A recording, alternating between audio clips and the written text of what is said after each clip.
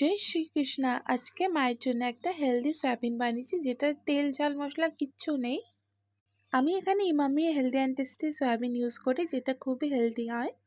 সয়াবিনটাকে জলের মধ্যে ভিজিয়ে রেখেছিলাম আর আলুটাকে পিস পিস করে কেটে ভালো করে ধুয়ে বয়েল করতে দিয়েছিলাম সামান্য নুন দিয়ে। আলুটা বয়েল হয়ে গেলে সয়াবিনটা একসাথে কিন্তু সিদ্ধ করে নেবে। সয়াবিন আলু সিদ্ধ হয়ে গেলে কড়াইতে সামান্য সরষের তেল দিয়ে জিরে ফোড়ন দিয়েছি।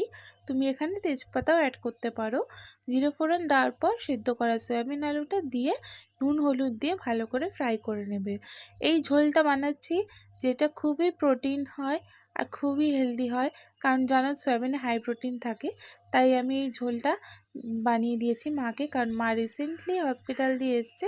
তো তাকে সারাদিন সিদ্ধ সিদ্ধ না দিয়ে এরকমও একটা ঝোল বানিয়ে তোমরা যে কোনো পেশেন্টকে যে কোনো বাড়ির লোককে খাওয়াতে পারো, খুবই হেলদি হয়।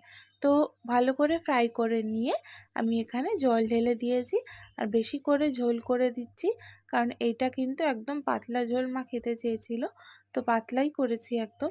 আর যা টেস্টি হয়েছিল আর মা যা ভালো খেয়েছে না, মানে বলে বোঝাতে পারবো না। দারুণ টেস্ট হয়। ঘরোয়া খাওয়ার খুবই সিম্পল, যারা রান্না পারো না তারাও এটা ইজিলি বানিয়ে নিতে পারবে। তো আমার সয়াবিনের ঝোলটা দিয়ে কিন্তু লাঞ্চটা জমে গেছিলো, মাও দারুণ খেয়েছে। তো তোমরাও নিশ্চয়ই বাড়িতে ট্রাই করে আমাকে কমেন্ট করে জানিও।